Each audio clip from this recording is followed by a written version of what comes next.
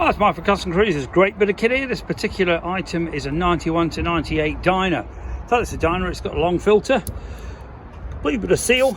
Okay, you get a detailing wipe as well after you've done your bike. But very cool. This particular kit is a full oil change for your motorcycle. Okay, this is courtesy of Motorcycle Storehouse, very good company that I deal with all the time. Okay, very well made, good stuff, do a lot of Ultima stuff. But this particular stuff, I believe the oil is made by Urol, which is a European company.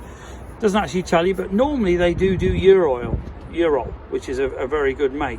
Okay, but this is a fully synthetic one. We also do a mineral. Okay, and we got them for V-rods. We got them for pretty well every bike. The tranny oil, obviously, and primary oil.